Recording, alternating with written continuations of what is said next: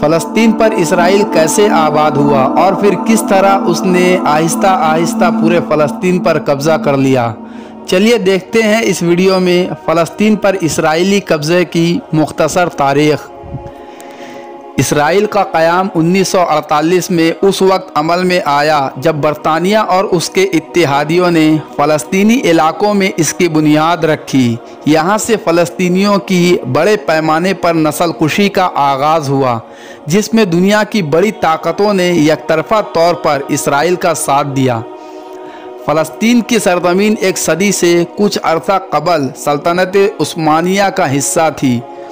पहले जंग अज़ीम के बाद सल्तनत उस्मानिया का ज़वाल हुआ और तुर्की एक जमहूरी मुल्क बन गया और फ़लस्तीन पर बरतानिया ने कब्ज़ा कर लिया।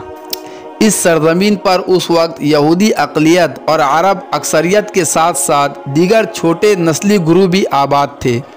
यहूदियों और अरबों के दरमियान कुशीदगी उस वक्त बढ़ी जब आलमी बरादरी ने बरतानिया को यहूदियों के लिए फ़लस्तीन में एक कौमी घर तश्कील देने की जिम्मेदारी सौंपी। 1917 में बरतानिया ने बरतानवी वज़ीर ख़ारजा आर्थर जेम्स बाल्फोर की तरफ से लियोनेल वॉल्टर को लिखे गए ख़त में इसराइल के लिए राह हमवार करते हुए फ़लस्तीन में यहूदियों के लिए कौमी सरज़मीन के लिए हिमायत का इजहार किया। जब फ़लस्तीन पर बरतानवी मंशूर शुरू हुआ तो यहूदियों की आबादी 9% थी। बरतानवी अलाउंस के तहत यूरोपीय यहूदियों की हिजरत के साथ 1922 से 1935 के दरमियान ये फ़ीसद बढ़कर 27 हो गया। दूसरी जंग अज़ीम के दौरान होलोकास्ट 1940 की दहाई में नाज़ी हुकूमत ने यूरोप में यहूदियों का कत्ल-ए-आम शुरू किया था। यहूदियों के लिए एक बड़ी वजह बन गया कि वो बड़े पैमाने पर फ़लस्तीन की तरफ हिजरत करें। इस दौरान ये हकीकत भी नज़रअंदाज कर दी गई कि 1939 में बरतानवी हुकूमत की एक दस्तावेज़ में कहा गया था कि फ़लस्तीन में सालाना 10,000 अफराद ही हिजरत कर सकेंगे। दूसरी आलमी जंग के बाद 29 नवंबर 1947 को अक़वाम मुत्तहदा की जनरल असम्बली ने एक करारदाद पास करके फ़लस्तीन को अरबों और यहूदियों के दरमियान तकसीम करने का फ़ैसला किया और इसराइल का क़याम अमल में आया। सन 1947 में अक़वाम मुत्तहदा ने फ़लस्तीन को 2 अलग अलग यहूदी और अरब रियासतों में तकसीम करने की मंजूरी दी और बैतुल मुक़द्दस को एक बैनुल अक़वामी शहर करार दिया गया। इस मंसूबे को यहूदी रहनुमाओं ने तो कबूल कर लिया था, लेकिन अरबों ने उसे मुस्तरद कर दिया और इस पर अमल दरामद नहीं हो सका। सन 1948 में इस मसले के हल में नाकामी के बाद बरतानिया ने इलाके का कंट्रोल छोड़ दिया, जबकि यहूदियों ने इसराइल नामी रियासत के क़याम का ऐलान कर दिया। इसका मकसद जुल्म व सितम से भागने वाले यहूदियों के लिए एक महफूज पनाहगाह के साथ साथ यहूदियों के लिए एक कौमी वतन बनाना था। 1948 की जंग इसराइल की बुनियाद इसराइल और पड़ोसी अरब ममालिक के दरमियान एक भरपूर जंग का बाइस बनी, जिसमें इसराइल फतह याब हुआ और इसका इख्तिताम इस तरह हुआ कि अक़वाम मुत्तहदा के इब्तदाई मंसूबे से ज़्यादा ज़मीन उसके हिस्से में आई। फ़लस्तीन इसे अल-नक़बा कहते हैं, जिसका मतलब है तबाही, क्योंकि इसराइल की फ़तह फ़लस्तीनी कम्युनिटी की तकरीबन 7 लाख अफराद की बड़ी पैमाने पर नकल मकानी का बाइस बनी थी। सन 1949 में जब जंग बंदी के नतीजे में लड़ाई ख़त्म हुई तो इसराइल ने ज़्यादातर फ़लस्तीनी इलाकों पर कब्ज़ा कर लिया था। अर्दुन ने उस इलाके पर कब्ज़ा किया जो ग़र्ब अर्दुन या मगरबी किनारे के नाम से मशहूर हुआ, जबकि मिस्र ने गज़ा पर कब्ज़ा कर लिया।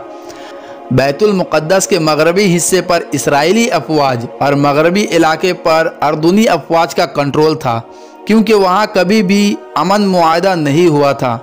उसके बाद की दहाइयों में मज़ीद जंगें और लड़ाइयाँ हुई।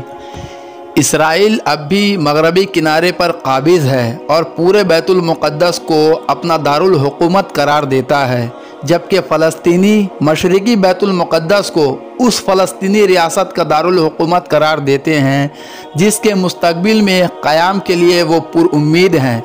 अमेरिका उन चंद ममालिक में से एक है जिन्होंने बैतुल मुक़द्दस को इसराइल का दारुल हुकूमत तस्लीम किया है। 1959 में यासिर अराफात और उनके दोस्तों ने इसराइली कब्ज़े के ख़िलाफ़ मज़ाहमत के लिए एक छोटे से खलीजी मुल्क कुवैत में फ़लस्तीनी मज़ाहमती ग्रुप अल-फतह कायम किया।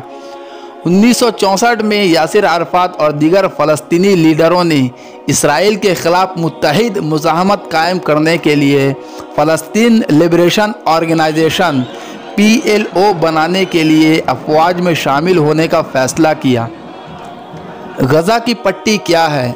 गज़ा ज़मीन की एक तंग पट्टी है जो इसराइल और बहर रूम के दरमियान वाक़ है, लेकिन जुनूब में इसकी ज़मीनी सरहद मिस्र से लगती है। सिर्फ 41 किलोमीटर लंबे और 10 किलोमीटर चौड़े इस इलाके में 20 लाख से ज़्यादा अफराद आबाद हैं और ये ज़मीन पर सबसे ज़्यादा गंजान आबाद मकामात में से एक है। 1948-49 की जंग के नतीजे में गज़ा पर 19 साल तक मिस्र का कब्ज़ा रहा। इसराइल ने 1967 की जंग में गज़ा पर कब्ज़ा किया था और वो 2005 तक इस पर काबिज़ रहा। इस दौरान इसराइल ने वहाँ यहूदी बस्तियाँ तामीर की। सन 2005 में इसराइल ने गज़ा से अपने फ़ौजियों और आबादकारों को वापस बुला लिया, ताहम उसने उसकी फ़िज़ाई हुदूद, मुश्तरके सरहद और साहिल पर कंट्रोल बरकरार रखा। अक़वाम मुत्तहदा अब भी इस इलाके को इसराइल के ज़ेर कब्ज़ा समझती है। 1993 में इसराइली वज़ीर आज़म यत्ज़ाक रबिन और फ़लस्तीनी लिबरेशन ऑर्गेनाइजेशन PLO के रहनुमा यासिर अराफात ने ओस्लो एलामिया पर दस्तखत किए थे। अगले साल अराफात ने फ़लस्तीनी नेशनल अथॉरिटी कायम की, जिसके तहत इसराइल को गज़ा के बेशतर हिस्से और मगरबी किनारे के शहर जेरिको से निकल जाना था। 1994 में अर्दुन और इसराइल ने अक्टूबर में अमन मुआहदे पर दस्तखत किए, जबकि दिसंबर में रॉबिन, अराफात और इसराइली FM शमऊन बैरिज़ मुश्तरके नोबेल अमन इनाम याफ्ता बन गए। मार्च 2018 में ट्रंप ने ट्वीट किया, 52 साल बाद अब वक्त आ गया है कि अमेरिका गोलान की पहाड़ियों पर इसराइल की खुद मुख्तारी को मुकम्मल तौर पर तस्लीम करे, जो इसराइल की रियासती और इलाकाई इस्तेहकाम के लिए अहमियत के हामिल है। जबकि तुर्की और आलमी बरादरी ने इसकी मजम्मत की। इसराइल ने मकबूजा ज़मीन पर मज़ीद गैर कानूनी बस्तियाँ तामीर की और एक बस्ती को ट्रंप के नाम से मौसूम कर दिया। दोस्तों, ये वीडियो जारी रहेगी। इस वीडियो से मुताल्लिक मज़ीद जानकारी के लिए आप हमारा चैनल राशिद वॉइस को ज़रूर सब्सक्राइब करें। चलिए मिलते हैं अगले वीडियो में। अस्सलामु अलैकुम।